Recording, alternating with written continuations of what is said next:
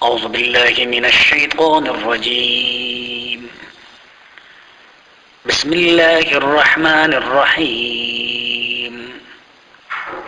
والسماء ذات البروج واليوم الموعود وشاهد ومشهود. سورہ بروج ہجرت سے پہلے نازل ہونے والے سورتوں میں سے ایک ہے.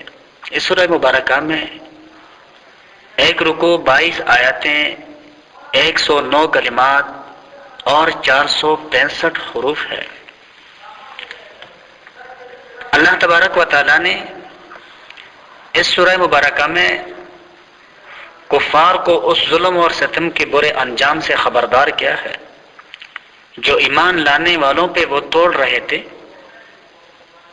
اور اللہ تبارک و تعالیٰ نے اہل ایمان کو یہ تسلی دی ہے کہ وہ اگر اپنے ان مظالم سے باز نہیں آئیں گے اور مسلمان ان کے مظالم کے مقابلے میں ثابت قدم رہیں گے تو مسلمانوں کو اس کا بہترین اجر ملے گا، اور اللہ تبارک و تعالیٰ مسلمانوں کے اوپر ظلم کرنے والے ظالموں سے خود بدلہ لے گا.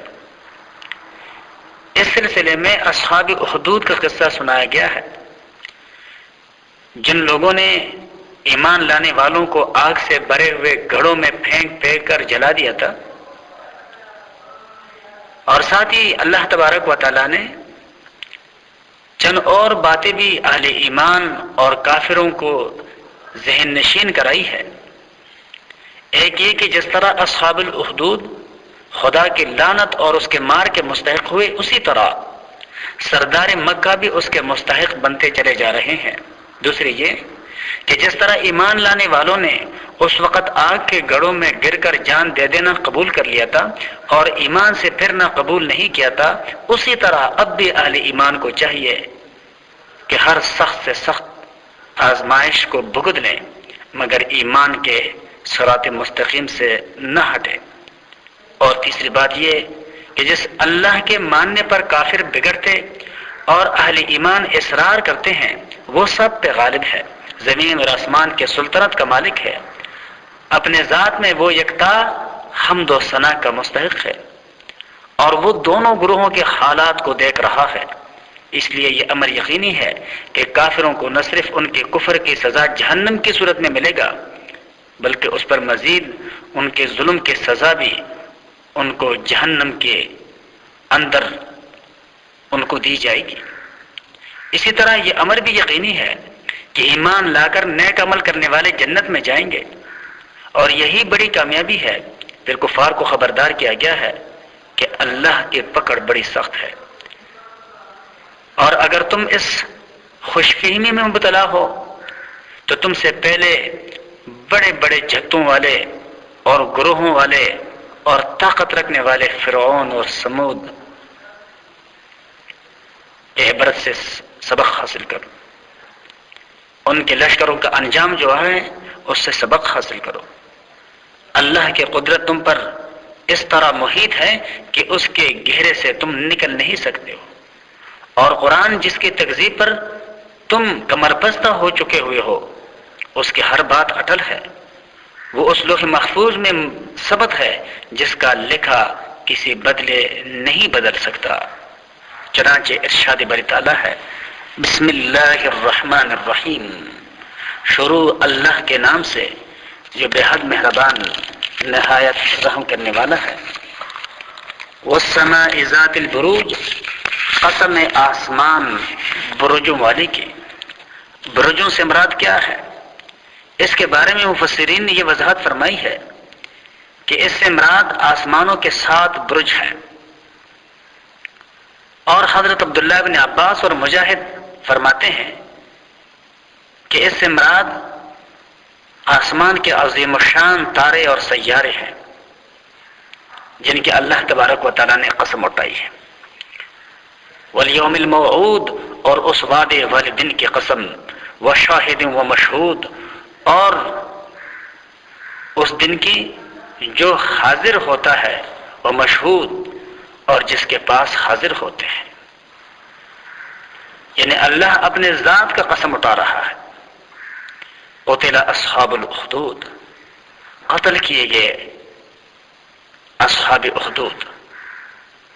اخدود خندقوں کے کھودنے والے، النار آگ میں، ذات الوقود جو تھی ایندھن والی، اذ ہم علیہا قعود جب وہ اس پر بیٹھے تھے، وہم علی ما یفعلون بالمؤمنین شہود اور وہ جو کچھ کر رہے تھے اہل ایمان کے ساتھ وہ ان سارے حالاتوں کا مشاہدہ کر رہے تھے، ان حالات کو اپنے آنکھوں سے دیکھ رہے تھے۔ وما نقموا منہم اور انہوں نے انتقام نہیں لیا تھا ان سے، الا مگر اس وجہ سے ان یؤمنوا باللہ العزیز الحمید کہ وہ ایمان لائے تھے اللہ پر جو زبردست تعریفوں والا ہے، الذی وہ لہ ملک السماوات والارض کہ جس کا راج ہے آسمانوں میں اور زمین میں، واللہ علی کل شیء شہید اور اللہ تبارک و تعالی ہر چیز پہ گواہ ہے۔ اصحاب اخدود کا واقعہ مسلم، نسائی اور ترمذی میں حضرت صہیب رومی رضی اللہ تعالی عنہ کے حوالے سے نقل کیا گیا ہے کہ رسول نبی کریم صلی اللہ علیہ وسلم نے فرمایا کہ ایک بادشاہ کے پاس ایک ساحر جادوگر تھا۔ اس نے اپنے بڑھاپے میں بادشاہ سے کہا کہ کوئی لڑکا ایسا معمور کر دے جو مجھ سے سحر کے یہ گھر سیکھ لیں، اس لیے کہ میں بوڑھا ہو گیا ہوں، تاکہ میرے مرنے کے بعد آپ اس لڑکے کے ساحرانہ کلام سے فائدہ اٹھاتے رہیں۔ بادشاہ نے ایک ذہین لڑکے کو مقرر کر دیا، مگر وہ لڑکا ساحر کے پاس آتے جاتے ایک راہب سے جو غالباً حضرت مسیح علیہ السلام کے پیروکاروں میں سے تھا ملنے لگا۔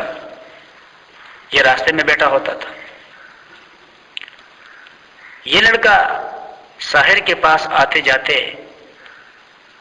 جب اس راہب کے پاس بیٹھتا تو اس کے باتوں سے متاثر ہو کر اس نے ایمان کو قبول کر لیا، یہاں تک کہ اس کی تربیت سے وہ لڑکا صاحب کرامت ہو گیا، اور اللہ تبارک و تعالیٰ نے اس کو ایسے کرامات عطا فرمائی کہ وہ مادرزدہ نابیناؤں کے چہروں پر ہاتھ پھیرتا تو وہ بینا ہو جاتے، کوڑوں کو تندرست کرنے لگا۔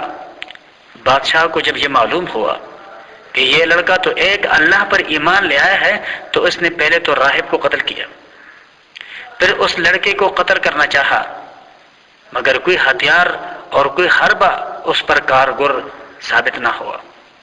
آخرکار لڑکے نے کہا کہ اگر تو مجھے قتل کرنا ہی چاہتا ہے تو مجمع عام میں باسم رب غلام کہہ کر کے مجھے تیر مارے تو میں مر جاؤں گا۔ چنانچہ بادشاہ نے ایسا ہی کیا، ایک مجمع کو جمع کیا اور مجمع کے سامنے اس لڑکے کو درخت کے ساتھ باندھ لیا، اور تیر چلاتے ہوئے اس نے کہا باسم رب ھذا الغلام کہ میں یہ تیر چلا رہا ہوں اس لڑکے کے رب کے نام سے۔ جب اس نے تیر مارا تو وہ لڑکا مر گیا۔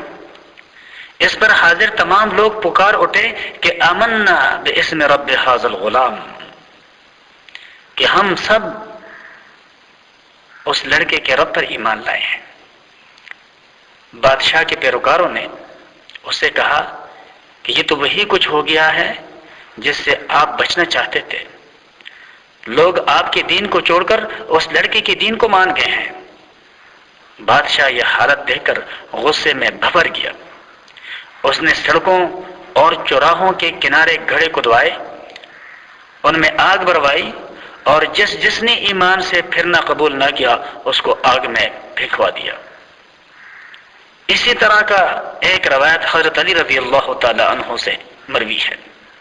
تفسیر ابن جریر میں حضرت علی رضی اللہ تعالی عنہ فرماتے ہیں کہ ایران کے ایک بادشاہ نے شراب پی کر اپنے بہن سے گناہ کا ارتکاب کیا، اور دونوں کے درمیان ناجائز تعلقات استوار ہو گئے۔ بات کھلی تو بادشاہ نے لوگوں میں اعلان کرایا کہ اللہ نے بہن سے نکاح حلال کر دیا ہے۔ لوگوں نے اس بادشاہ کے اس فرمان کے قبول کرنے سے انکار کیا تو اس نے طرح طرح کے عذاب دے کر عوام کو یہ بات ماننے پہ مجبور کرنا چاہا، یہاں تک کہ وہ آگ سے بھرے ہوئے گڑھوں میں ہر اس شخص کو پھینکواتا چلا گیا جس نے اسے ماننے سے انکار کیا۔ حضرت علی رضی اللہ تعالیٰ عنہ فرماتے ہیں کہ اسی وقت سے مجوسیوں میں محرمات سے نگاہ کا طریقہ راج ہوا ہے۔ چنانچہ ارشاد باری تعالیٰ ہے کہ ان ظالموں نے ان مسلمانوں سے